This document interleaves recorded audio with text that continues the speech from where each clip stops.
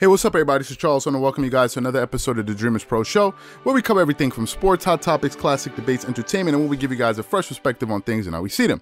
And in today's episode, the topic is Ty Lue making the same mistakes Doc Rivers made with the Clippers last year? So that's the topic I want to get into in today's video.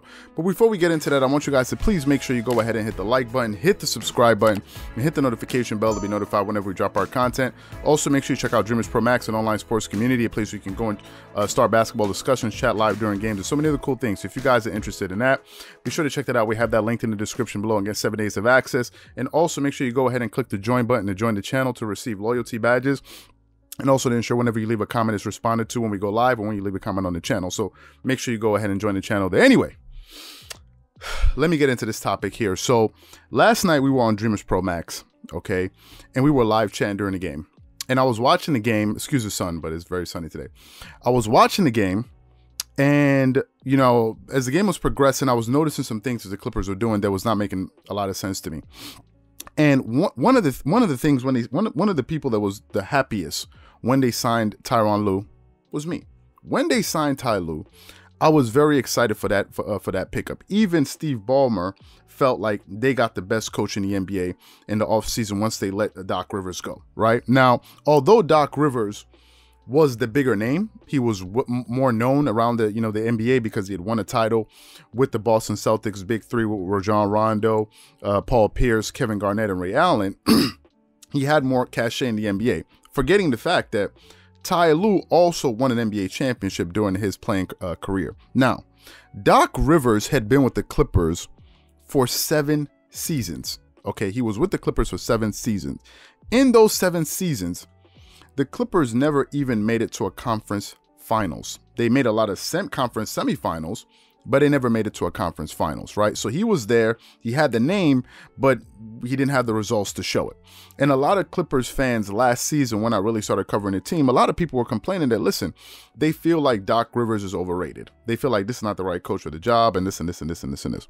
So what happened? Last year, they went into the Orlando bubble. They were able to get past the Dallas Mavericks in the first round, right? Because a lot of us felt the Clippers were going to win it this year. Then they get to the second round, and then that's when things just started going awry. Okay, during the playoffs, at certain points, Doc Rivers refused to make adjustments. Now, let me just say this before I go on. Some people are going to say, but wait a minute, I know you're not going to blame the entire loss on Doc Rivers. No. Kawhi Leonard had a role to play. Paul George had a role to play. Lou Williams had a role to play. And Montrezl Harrell had a role to play. We've done numerous videos sharing the blame on the players. Numerous videos. But today, I want to focus on the coach.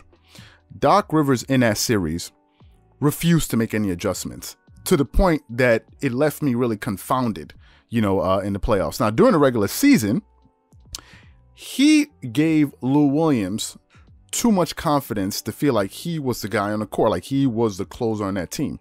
Too many times in fourth quarters in close games, I saw Lou Williams out there closing games, and I said to myself, I don't trust this guy for a few reasons. Number one, he was turnover prone, especially in key moments, momentum breaking moments. He would do that. He would telegraph a lot of his passes, which I didn't like. And he was a defensive liability on the floor. So I didn't understand why the Clippers continuously had him in the game, late in games, to try to close games. I never understood this, right? And for some reason, Doc Rivers just gave this guy all his confidence, which I believe was one of the issues that they were having in the locker room. It was an internal power struggle. Lou Williams and Montrezl Harrell were probably feeling like, listen, this has been our team. We took the former champions, the Golden State Warriors, last season to 6 games in the first round. So this is our team. I'm sure there was a lot of that going on. But in the playoffs last year, Doc refused to make adjustments in that Denver series. If any of you guys watched that series last year, you know the major deciding factor in that series, apart from the poor play from Paul George and Kawhi Leonard in Game 7, was that Nikola Jokic was terrorizing the Clipper bigs. Ivica Zubac could not play good enough defense to bother or stop Nikola Jokic, and Montrezl Harrell, although he's a very talented player, he's a 6'7", sixth man of the year, he was just too small. And the Joker terrorized the Clippers in the playoffs. The interior defense was lackluster, to put it kindly.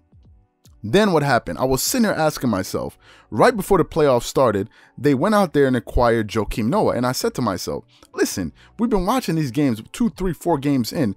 The Joker is getting the best of your guys. Give Joakim Noah a shot to let him play. Did Doc Rivers do that? At any single point, Joakim Noah didn't even play a single minute in that series. And I said to myself, stubbornness is one of the reasons why this team lost this series, because Doc Rivers refused to make any adjustments. Now, while all of that was happening, who was there on the bench? Ty Lue. Ty Lue was an assistant head coach or assistant coach to Doc Rivers. He was on his coaching staff, right? And Ty Lue had a front row seat to watch this ship go down. Like, he saw everything. So this season coming in, I thought, okay, Tyronn Lue was going to make some adjustments and not repeat some of the mistakes the Doc made. Now, to be fair, Tyronn Lue has established a much better culture. He's established a culture of accountability. You see Kawhi Leonard playing back-to-back. So he's done a lot of positive things. He's implemented a great offense, a great system that's working. He's really improved this team, and I think they're in a better position this year to win it all than they were last year, to be quite honest with you, at least from a coaching standpoint. However, he's been making some questionable decisions. And last night was just another example of this. Yesterday, we were watching the game, for the people that were watching that game.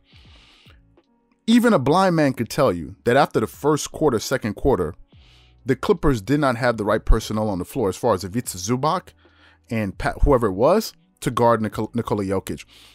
First of all, and I've said this on numerous occasions, people say I sound like a broken record. I've said this so many times that the Clippers need Serge Ibaka, that Ivica Zubac is not skilled enough to play against the best big men in the Western Conference. He's not skilled enough to play against Anthony Davis or Nikola Jokic or Joel Embiid, whoever it is. I've said this on numerous occasions. And if you were watching that game, I kept on saying to myself, why don't they bring in Boogie? What was the purpose of having DeMarcus Cousins come to this team and not play him in moments like this? What are you saving him for? It was only until the third quarter that he ultimately brought in Boogie, and he was able to make an immediate impact because he was playing more physicality. He was pushing the Joker around. He was getting in him, and he was causing the Joker to actually play defense.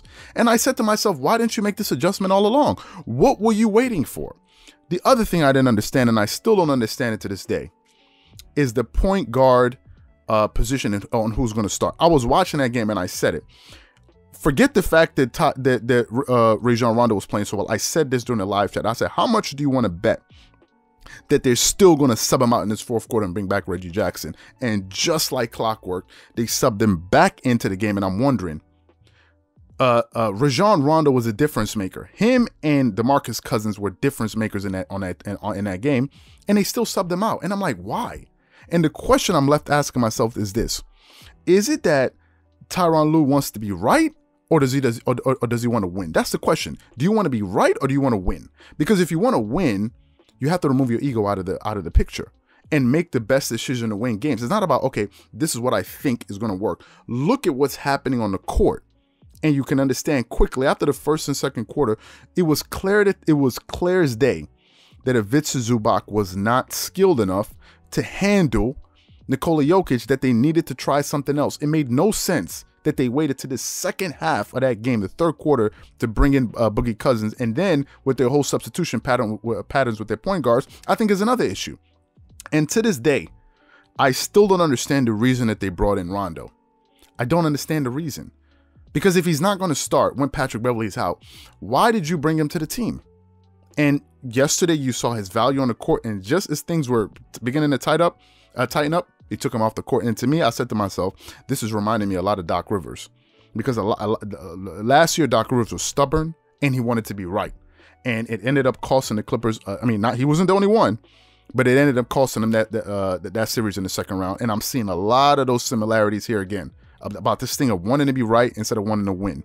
Last night was just the latest example. So what I want to know from you guys is, do you think that Tyronn Lue knows what he's doing at this point with the team? Obviously, he knows what he's doing, but do you understand his decision-making behind his centers? Whatever you guys think, please leave your thoughts and comments in the comment section below. Again, if you enjoyed the video, be sure to make sure you go ahead and hit the like button, hit the subscribe button, hit the notification bell to be notified whenever we drop our content. Once again, this is Charles here from Dreamerspro, wishing you guys an amazing day. Catch you guys on the next episode.